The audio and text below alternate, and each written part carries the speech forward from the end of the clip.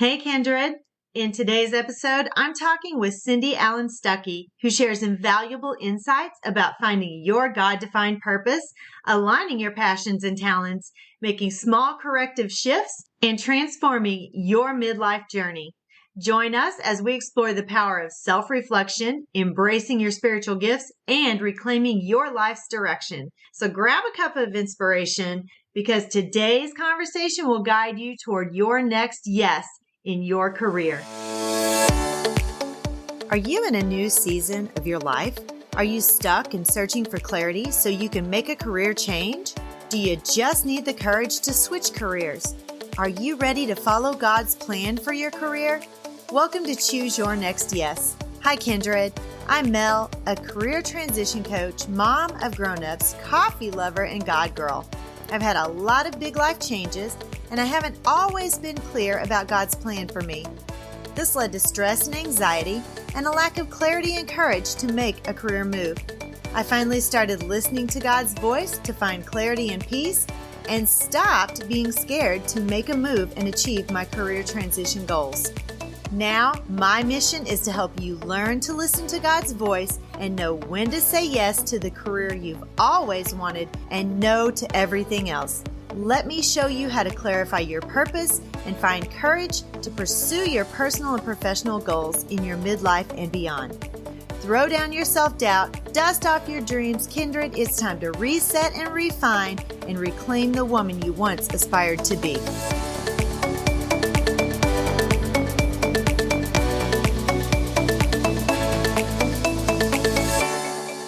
Cindy Allen-Stuckey is a heart-centered international speaker, coach, educator, and author known for empowering individuals to reach their full potential. Featured in major publications like O Magazine, Entrepreneur, and Forbes, she began her journey overcoming a childhood heart defect. With a master's in education, she pioneered solutions like on-site childcare in education. In the corporate world, Cindy excelled as a director in HR and organizational development. After 2 decades, she founded Making Performance Matters, aligning employee performance with business results. Her 2023 book, The Shift Café, encapsulates her mission. Beyond work, she's a board president, promotes racial justice, aids refugees, and fosters political engagement. It's my pleasure to welcome Cindy Allen-Stuckey to the show today. Welcome back to the show, everyone. With me today, I have Cindy Allen-Stuckey. And Cindy is an author and a former educator. And I'm going to let Cindy introduce herself and give us a little bit more. I can't talk today. A little bit more background. Welcome to the show, Cindy. Thank you for having me, Mel. I'm really happy to be on here. You're welcome. We're excited to have you.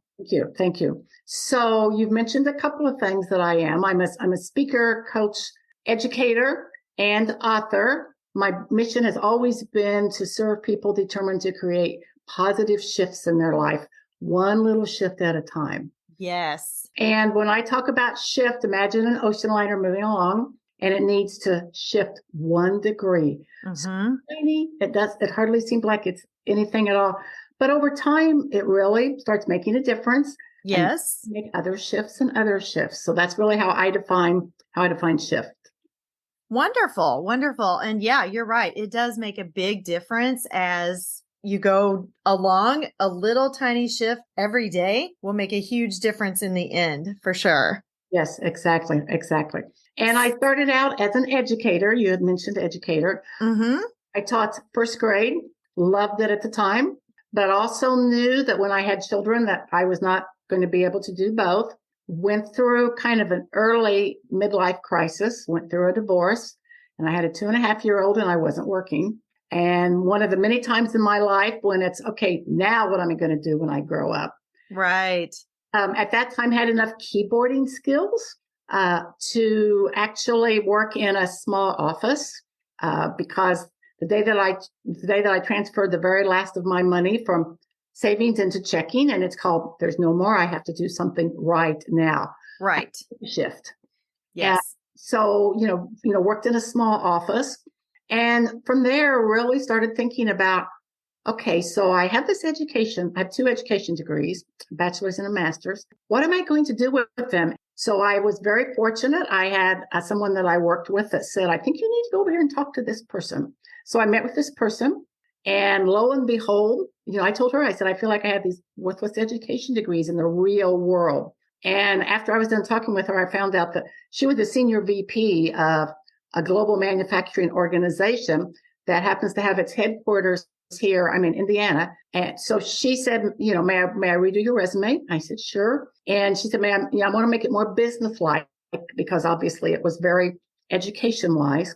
Mm-hmm. That was, talking with her was amazing, because she said, I think maybe in talking with you, you really maybe need to be looking at the whole adult ed piece. Mm-hmm.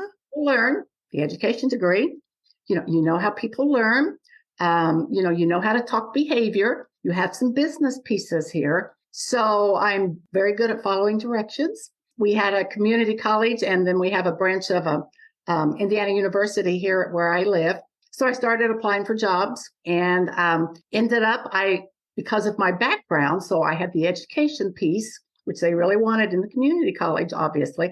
Mm-hmm. I had some of the business and real world experience. So I ended up being hired to coordinate a federal grant. And it was to really help people. It was really for homemakers, is what it was really for, disadvantaged homemakers, single parents, really look at everything that gets in our way of succeeding. Been there, done that completely. Yeah, right. Yeah. And loved it at the time. But I happened to see that at our adult ed program here, that they had received a brand new grant. Mm-hmm. And it was to work with the parents that did not have GEDs, but to work with the parents of kindergarten, first and second graders while the children were in school. So at that time, I taught GED classes, life skills, parenting skills. And then there was a time that the children would come into the room and really help the parents work on, how do I work with the children? So again, applying everything completely. It was kindergarten, first and second grade, Mm-hmm. and then working with the adults. So just another little step there. And that grant was not renewed after 4 years. So one of the many times in my life, again, with, okay, now what am I going to do when I grow up? And someone that I used to work with had said, Cindy, do you remember such and such? And I worked with her at the community college. I said, well, we were acquainted. She said, well, she's in HR and training and development. We happen to have Cummins Engine Company here in where I live. Mm-hmm. She's in one of the manufacturing plants. So he gave me her phone number. I called and, said, I don't know if you remember me or not. And she said, yes, I do. And I told her, I said, I have never been in a manufacturing plant ever. So when I got done with that, what had happened is she had somebody that worked she was over the training and development department. And she had someone that had taken a different job within Cummins. The work needed to be done. They'd done away with the head count, but she had contractor money. And I remember telling my husband that evening, I have an interview at Cummins. And he said, what for? And I said, I have no idea, but I know I can do it. I took this whole thing as far as behavior and how people learn. And I was there as an independent contractor, a couple different contracts for about 2 years, gained a wealth of knowledge as far as the whole manufacturing piece. Also really saw so much about how, the education piece and the manufacturing and business just fitting together. I looked at how programs called training were there, mm-hmm. and it's a presentation. Yep, right. So you're basically an instructional designer. Exactly. Yes. And what I was thinking as you were talking, I was listening, and your degree was not worthless. God had you where he needed you for each of those times. Exactly. So you could get what you needed to move into that next thing. And yes. So what I want all of my listeners to understand is what you're doing, every single thing that you do every single day is you learning for the next thing. Exactly. And whether you think you're going to be able to use it or not, God's got a plan for you, and he always can pull any of that past knowledge or that past learning that you have accrued over time and use it for that next thing. Yes. And actually, what I didn't say was what am I supposed to do now when I grow up? Actually, it was God, what am I supposed to do now when I grow up? Right. To the point of help. Yes. Called I Don't Have a Job. I Have No Money Left. I have by then a 3.5-year-old. Mm-hmm. And God's really good at stepping in right when you need him.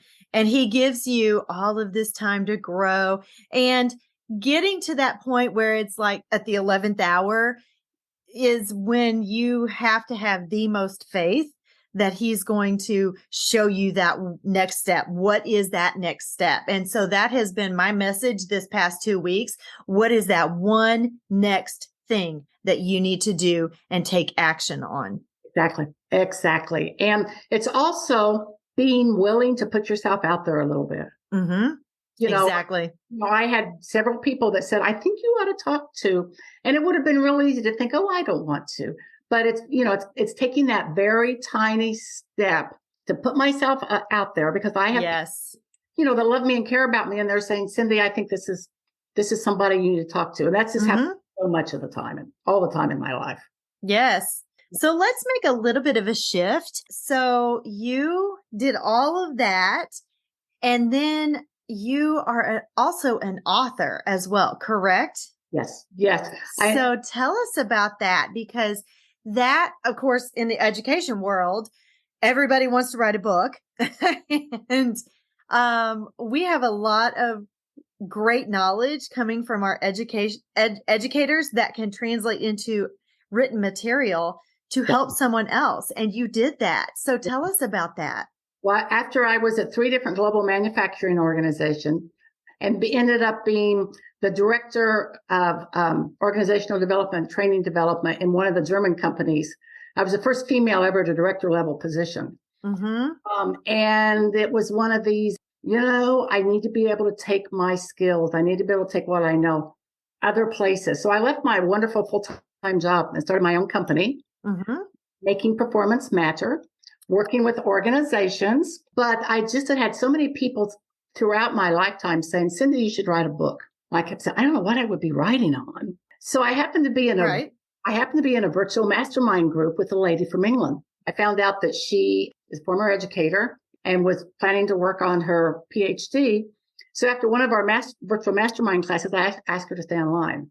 And what I said at that time was, Karen, there's been so many people that keep telling me I should write a book, including you. I think I'm supposed to be talking to you about it. Right. She's known that for a long time. And what I actually said was, I don't even know what I'm supposed to be writing about. And she said, Cindy, I know how you operate best. You operate best by talking. And she said, I'm going to interview you, ask the questions. And then she said, then I'll start putting it in a format. And that is how the Shift Café, How to Step into the Power of Your Potential, came about. It really is. You have a voice in your head that says, I need a shift. The Shift Café leads you on a creative pathway to help you identify what you want in life and why, how to develop the courage to achieve it. Yes. And with a few small shifts, step into the power of your potential. Oh, I love that. I've always been about potential, whether I'm dealing with a 6-year-old or whether I'm dealing with whatever ages here. So we actually worked on it for about 2 years. And we then did a pilot study when it was still in a draft, a Word document. Right. So we had people there that, were giving us feedback on everything. And so I published my book last summer. Oh, that's amazing. Huge, absolutely huge. The other piece that I want to point out is through the pandemic, and I know my husband thought she is going to drive me crazy because I work from home, but I couldn't get out and do much of anything. And I started painting. So I painted the cover. That's awesome. That's awesome. Our listeners can't see it, but I can see it. And it is amazing. It's really a really nice, well-painted picture. And good for you, because I am not an artist at all. It was either.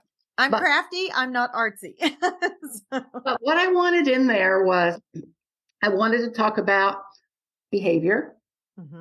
And, I talk to people about behaviors, what you say or what you do, or what you don't say or what you do, or what you don't do.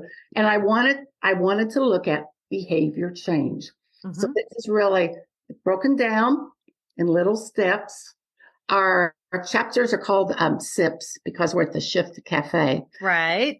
It is helping people, helping people really look at what's their behavior like now, and then giving them the tools so they can start shifting that behavior in order to, head towards what they want to do. Exactly. And I love the whole stepping into the power of your purpose, because that is what my audience is looking for, trying to figure out, what is my purpose? How can I know exactly what I'm supposed to do, use my talents that I've been given, and move into that career where I can really make a difference, where I'm stepping into the purpose that God created me for. Yes. And for your audience that are educators, it was really interesting, Mike, because my story is through there also. Book, you work through different things there. My son was looking through it when it was still in a Word document, because I had some things in there about him. And I said, I want you to look at this. And it was funny. He looked through it and he said, Mom, this is a lesson plan, like a lesson plan. And I said, what do you mean? Here, we call them intentions. Here are the learning objectives. Here's how I define, how I define shift. Let's have some content you can practice. And what are you going to do then when you leave? Right. Action step. And when you come call to action, yes. So like I said, when my son said, this is like a lesson plan. And what I said was, what do you expect from two educators? Exactly. So it took all of those, all of those skills, all of those, all the learning that I have, you put it together in here, in the format. It addresses different learning styles. I mean, just, people want to draw, if they want to write, they want to go outside and go, look in something in nature. Absolutely. Well, it took all of the, all that combination, all of this, how people learn and how do you look at behavior. And, one of our focus, and I know it's what, it's a focus for you also, we're really looking at women, because women are the people that want to sit down and talk about this. Yes. And they're willing to sit down. And so what I decided I needed to do then was I run a 12-week group also. 12. And it's amazing, absolutely amazing, as far as the trust, the respect, and the shifts, and and the progress that people make, and the long-lasting friendship. Yes. It is such my passion and my purpose to help them figure out what their next steps are.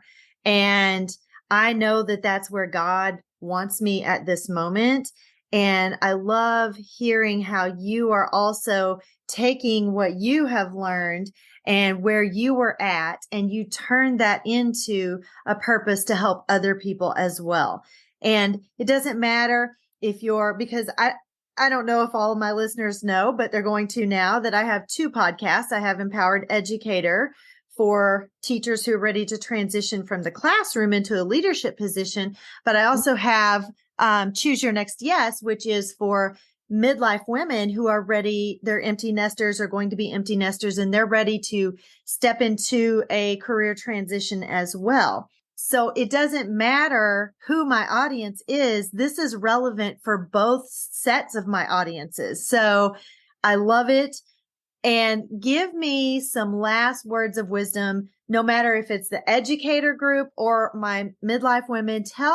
Give them some words of wisdom as they are moving forward and looking for that next thing that they're going to be doing. And I think that, the words of wisdom would be, step into the power of your potential. We all have so much potential. And, I hear from, and you probably hear this also, I hear from people with, when I was in the 3rd grade and my teacher told me that I didn't know how to do math, and that's affected me forever. One thing that I have in here is at the end of each SIP or chapter is an original poem. And so again, a way to involve people. One of the ladies who went through that pilot group study, when she was in the 4th grade, she wrote a poem and her teacher loved it. And she thought, I'm going to be published.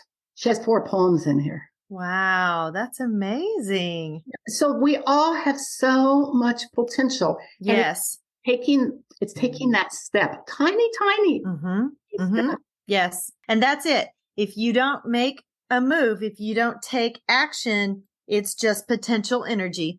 and it's never going to be energy in motion. You have to actually do it yourself. No one can do it for you. Get your big girl pants on, your big boy pants on, and do it. Even if you're scared, do it anyway. What is the worst that can happen?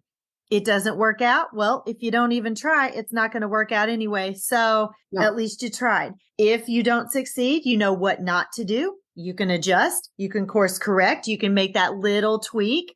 Like in the ship, you can go 1 degree, a different direction, and you can see where that journey takes you as well. And to go along with that, so many times people say, oh, I'm afraid to take a step because what if I fail? And what I tell them is you make the best decision that you can at the time with what you know. Yes, exactly. And when you need to shift from that, then you do the same thing. Exactly. And what if you fail? Well, what if you don't? That's right. If you don't, then look what you could have. You could have a book. You could be an author. You could do whatever it is you want to do. Right. And if you fail, then probably you just needed to course correct anyway, because that wasn't exactly where God wanted you to be. Right. And he's going to eventually get you there. But that course correction, that failure, or what you think is failure, is just you learning and you building your skills. Maybe you're building your resilience. Maybe you're building your courage. Whatever it is that you're building, it's not failure. It's just learning is all it is. That's all it is. Yes. Cindy, it has been an absolute pleasure to talk to you today. Would you please tell my audience how they can connect with you? Yes, I would. My email address is Cindy, CINDY, at makingperformancematter.com. That's my company. Okay. On Facebook, I'm under Cindy Allen-Stuckey with a hyphen. Okay. I have a Facebook page, the Shift Café book. On LinkedIn, I'm under Cindy Allen-Stuckey. All right. Wonderful. And my listeners know that I will have all of that in the show notes, so they will not have any problem connecting with you. And I will also put the link to your book in there if you have one for me, and we will make sure that they have availability to get to that. So I am so happy that you came on today. Thank you so much for all of your wisdom that you shared with my audience, and I will talk to you later. Okay, thank you for having me. You are so welcome. And thank you all for being here today, and I will talk to you next time. Bye-bye.